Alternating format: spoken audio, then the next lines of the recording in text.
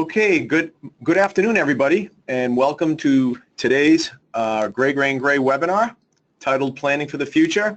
My name is Mark Kashgegian. I am a partner here at Gray.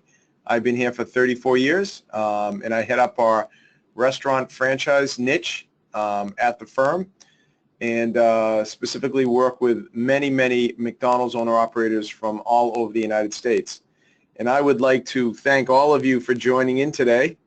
We have several owner-operators on the webinar today, and this morning's session was extremely well attended. So I think together between this morning and this afternoon, we have over 100 owner-operators that are tuning in from, like I said, coast to coast. So obviously a very important subject. This is certainly, before I get into it, just a couple of technical things. There is a raise the hand button on your webinar information. If you do have a question, please just click on that raise the hand, type in your questions, and I will receive that question and answer that at that moment or when I feel it's appropriate to answer. But I will get to it. So, planning for the future. It's a big times here at McDonald's Corporation, and the reason why I decided to have today's webinar, we do a series of webinars throughout the entire year, trying to push out as much education we can to the owner-operator community. That I feel very passionately about, but this is an important time for McDonald's, and it's an important time for you, McDonald's owner-operators. I attended the gallery walk a couple of weeks ago. I was invited out by Mike Sankey and the finance team, and we were, I think, about 106 people strong, including all of the national lenders as well as the CPA firms that are represented by McDonald's Corporation. It was an interesting day. I'm not sure that we had the same experience that you had. I know the Philly ROA, I believe, is having their walk this week. I think they're the last group to go through. I actually spoke at their ROA in Florida 3 weeks ago about this very subject, both having not attended the walk, both the ROA, Philly region, as well as myself. Anyway, it was an interesting day.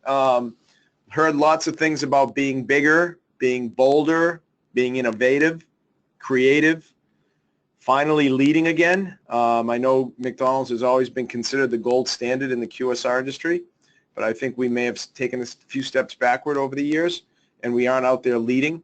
Redefining hospitality, a lot of focus on the brand, but a lot to be excited about, but also a lot to be very cautious and skeptical about, and that's why I chose to have today's webinar, because I really want to reach not only our clients but the owner-operator community as a whole, because I think it's really important to start to think about where you are and where you want to go and how you're going to get there, and that's really what today is about.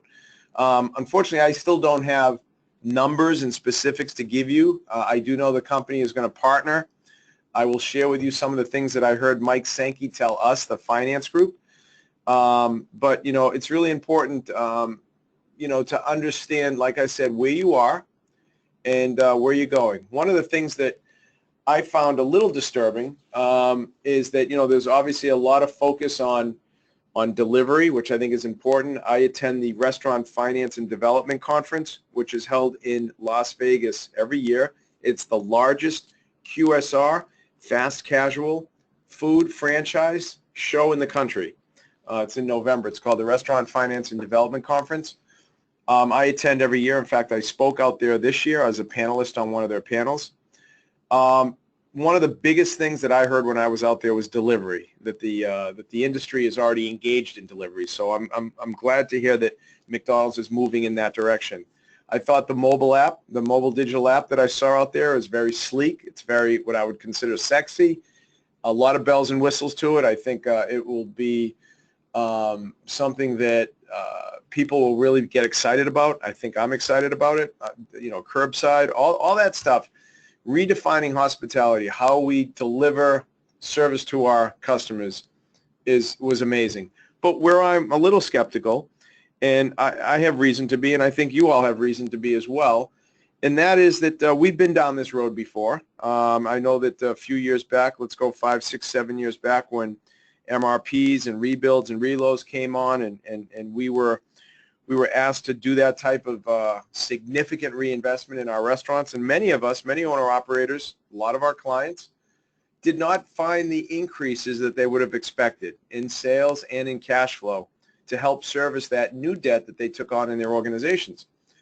So when I was out at the gallery walk, a lot of my questions to Mike and to the finance team and to all the presenters was, what is that number? As I sit down with my clients and we begin the planning process, what is that number? What are we supposed to expect in a bump in sales? What are we supposed to expect in an increase in cash flow? And are these numbers that have already been proven, or are these all projections? A lot of what I heard was that overseas they're seeing increases in 4 to 6%. What does that mean in cash flow? I'm not entirely sure, but I think it's important that when you sit down, I know one of the things that's coming up very soon in the month of May is these scope meetings that the company is going to be meeting with each owner-operator to talk about what that reinvestment commitment in each one of your stores is going to be over the course of the next 12 to 36 months. The purpose of today's webinar is to stress to all of you to sit down with your financial advisors, your CPAs, and your tax advisors to really put together a comprehensive business plan using the 5-year planning tool and also utilizing other tools. We're right now in the process and almost finished with templating a tool specifically designed for Experience of the Future and 2020 Vision, which will allow us to gather the information we need from the owner-operators, our clients, to be able to put into this tool so that we can look to see what will occur with regard to changes in financial viability as we begin to take on reinvestment and as we begin to do the things that are necessary that we're going to have to do in our restaurants over the next 12 to 36 months. That planning is absolutely essential. And we're going to be meeting with all of our clients over the next 2 to 3 months, once all this information is gathered, to put comprehensive plans together for them so that they can understand. One of the things that's really important as we move forward, I have here on the screen planning, financial viability metrics, right? We heard a couple of months ago about McDonald's technology refresh. Again, more reinvestment, more cash out of the business. EOTF 2020, obviously very important. Some of the numbers that I'm hearing, and Mike Sankey and his team in Chicago, they weren't specific. They said we would know more middle to end of May.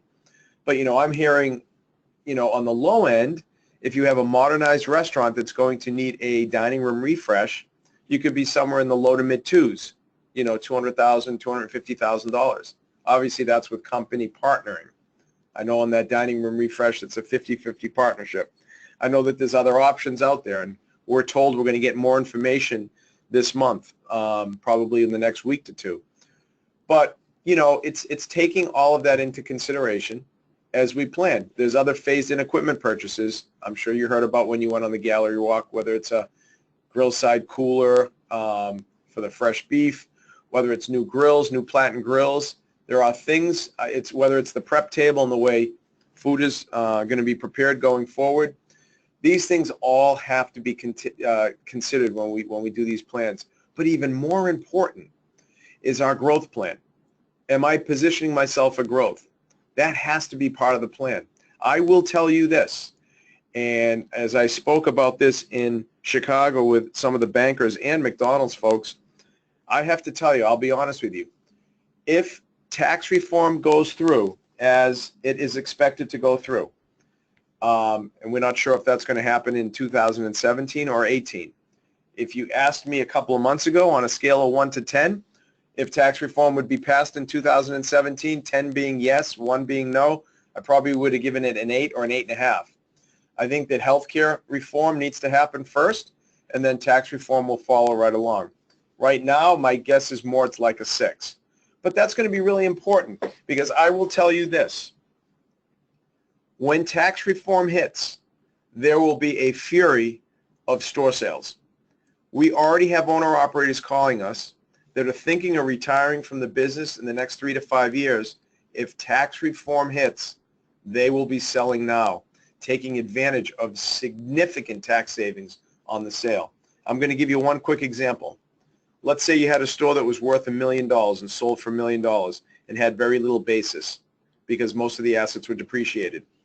typically on that $1 million sale, considering federal and state taxes, you're probably looking at anywhere from $350,000 to $375,000.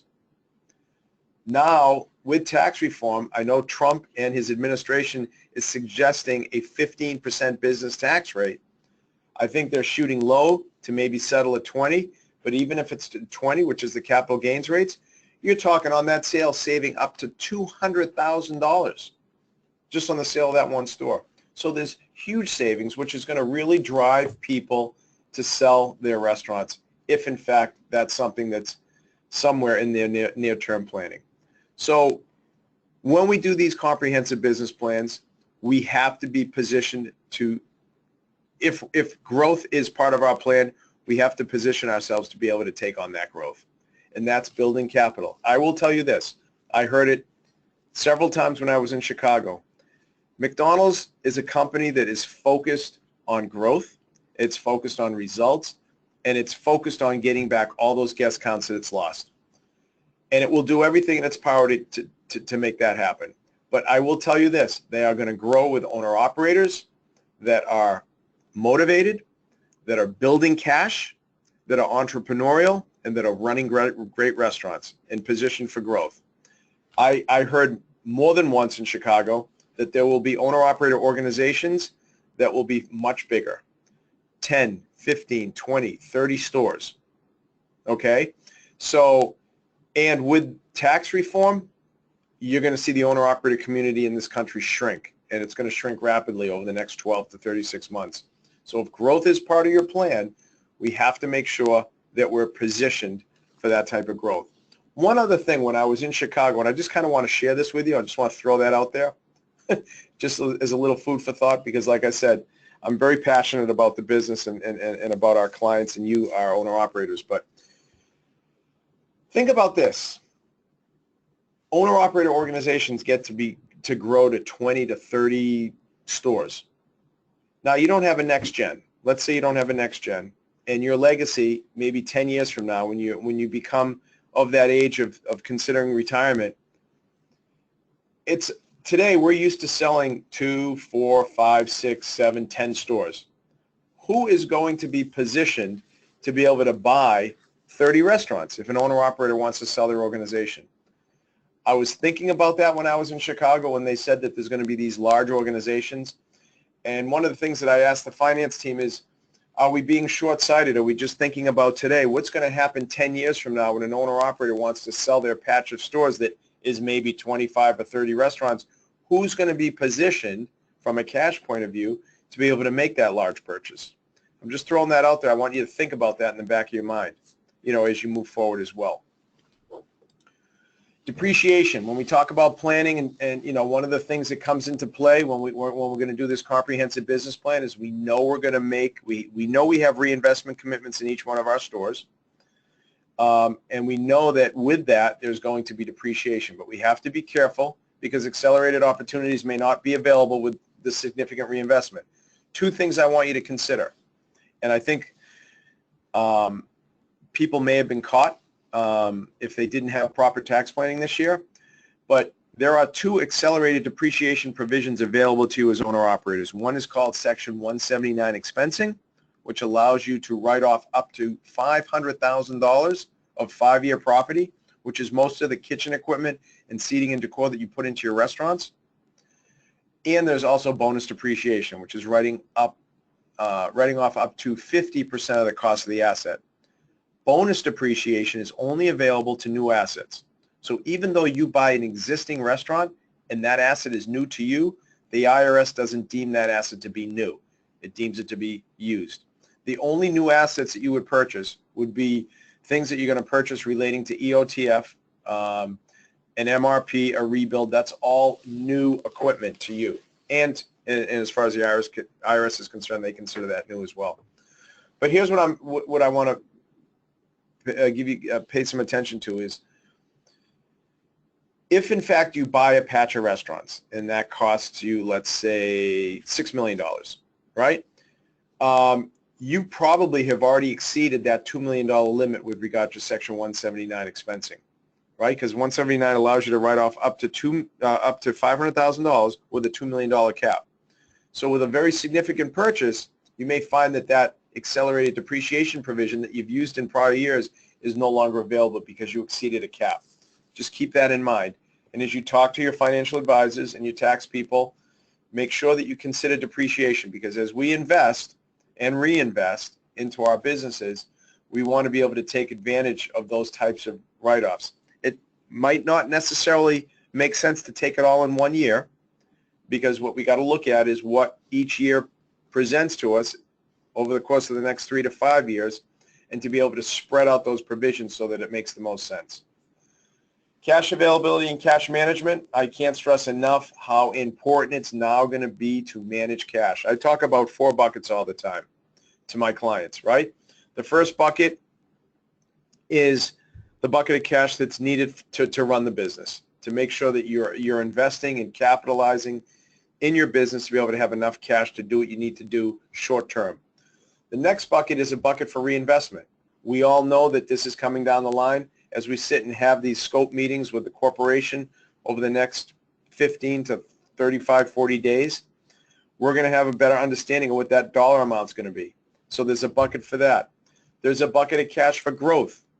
If we're going to want to grow, if we have next gens, and I know several of you on the call do have next gens that are in the system or thinking about getting in the system, it's going to be really, really important for those next gens to have an understanding of what cash management is all about. So, you know, as you think about growth and you think about bringing, you know, more stores into your organization so that your legacy will grow bigger and you'll be able to pass that on to your children, you have to consider that bucket of cash. And then the final bucket of cash is the personal bucket, right? So, you know, it's important that you take a draw, and a draw that makes sense to the amount of cash flow that your organization can handle. But I always tell owner-operators that it's important to peel off cash for personal wealth, to be able to set money aside. I have an owner-operator that sold 16 restaurants in January. And, you know, we projected the tax impact of that way in advance of the sale. But when we sat down, because we also do wealth management, we tried to understand with the proceeds after the sale and after all the debt was paid off and all the taxes were paid, that money that was left, will that last through life expectancy given the lifestyle the owner-operator wanted to live? And it kind of blew me away, but I was very proud of my owner-operator to see the kind of money that they soaked away, that they really saved and put away for retirement, which was almost double of what was left after the stores were sold. So it's really important to have that fourth personal bucket as well. Exit strategy, know your exit strategy. I had 3 calls in the last 30 days from owner-operators that know that tax reform is on the horizon and asked me to project, if they sold their restaurants sometime this year, what would their net proceeds be after their debt's paid off and after their tax obligations are paid off, given, and we made an assumption, that the tax rate would be 20%. So people are starting to already think about selling their restaurants. So what I'm telling you is, if you're one of those people, you know, absolutely sit down with your trusted advisors to work through that. But if you're not, and you're a next gen, or you're a owner operator that has a next gen and you want to grow, then you really need to begin to plan for that. Always taking into consideration tax reform, minimum wage, immigration, and all those other external factors that affect our business. We also have to keep this in mind. The decisions that we make as owner-operators, together with our trusted advisors, have to be decisions that are based on business decisions and not emotional decisions. This is now a different business, in my opinion. McDonald's is going to only grow with those owner-operators that are willing to reinvest, that are building capital, that are maintaining strong financials, and that are running great restaurants. I think, in my opinion, and I'm just saying this, but I think the relationship side of the business is not what it used to be. And this is really going to be a results-driven business and a results-driven focus. And that's why I feel it's important today, because I care about all of you that are on this call.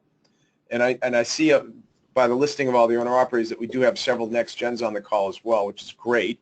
I'm glad to see that. But what's really, really important here is to be able to drive home the message of planning.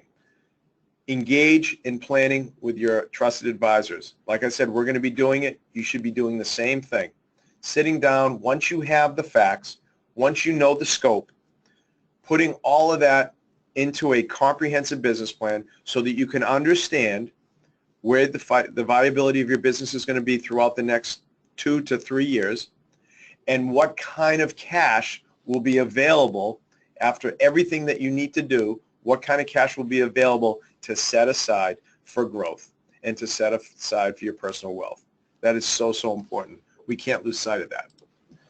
You know, as far as next gen planning, I think it's really important. If you have next gens, they play a real role in all this. And I would, you know, I'm very passionate about the next gen program. I speak all over the country at different ROAs and different next gen groups. I feel very passionate about that program because I think it's a successful program. And I really love to help next gens out, especially on the financial side of the business, helping them to understand.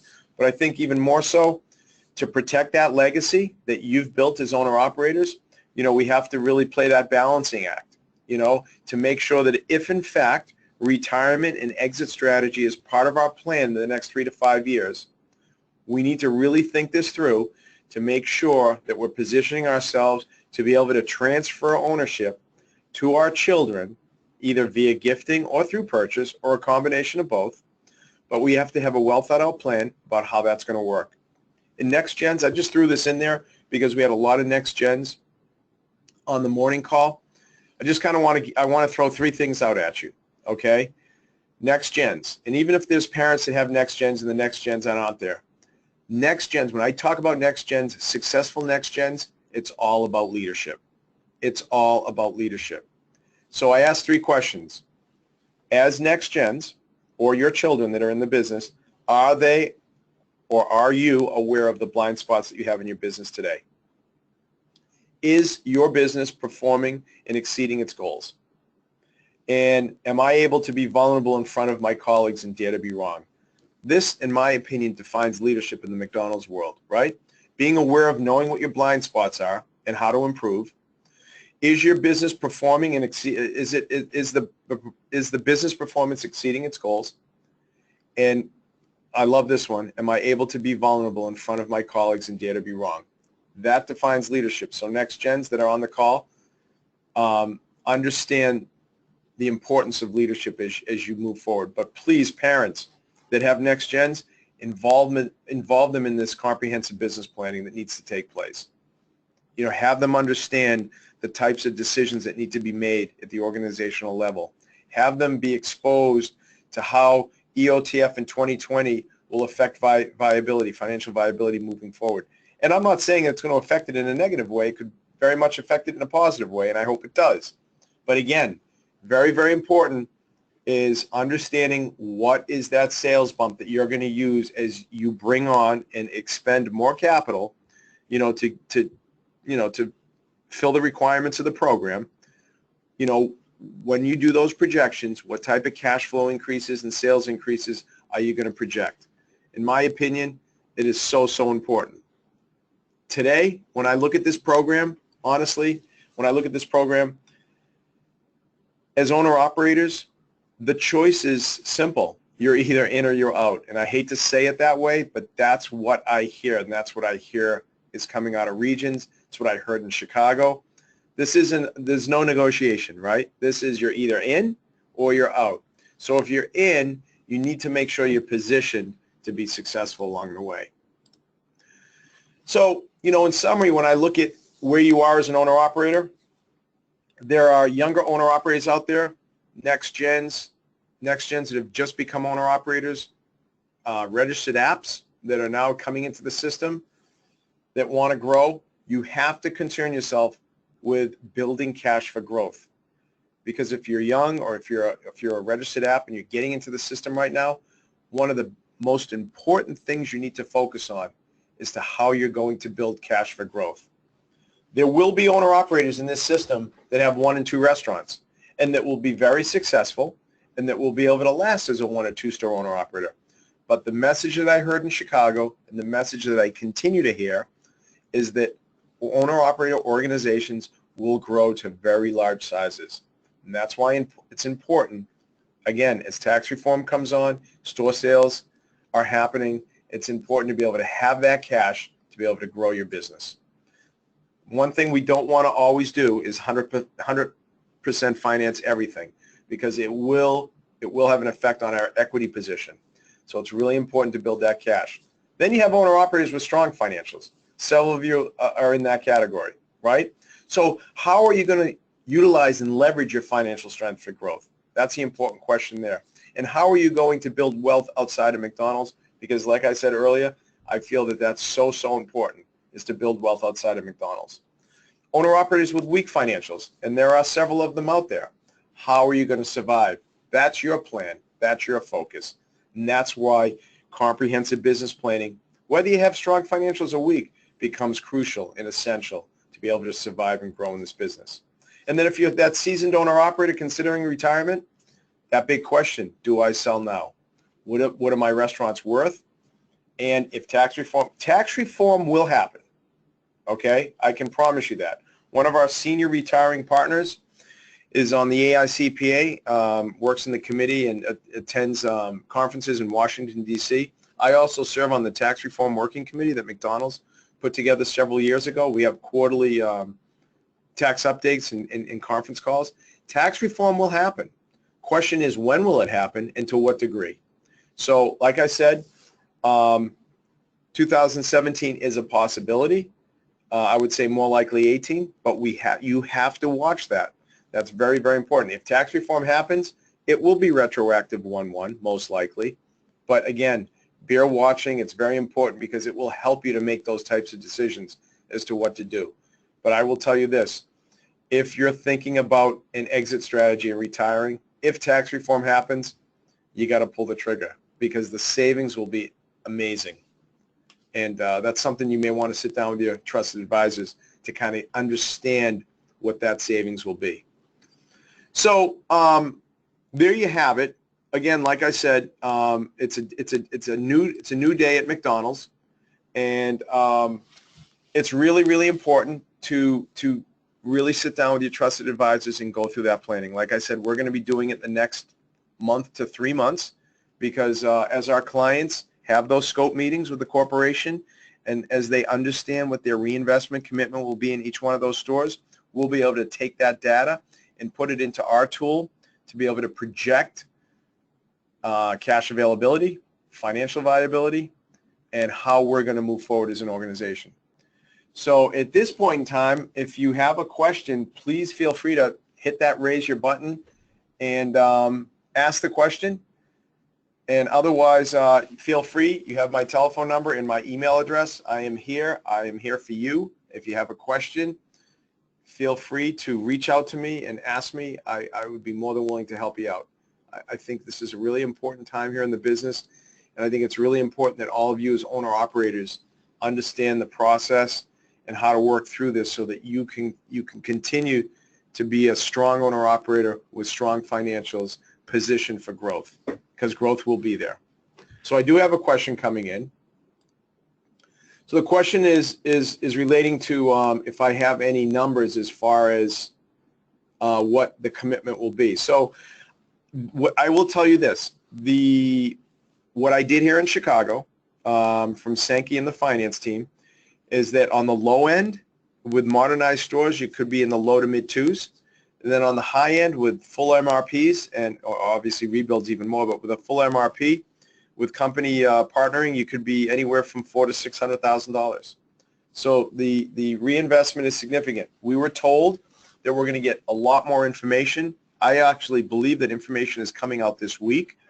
So more to follow, and I will be truthful and honest with you that as we get information, we will have as many webinars as we need to be able to help owner-operators through this process.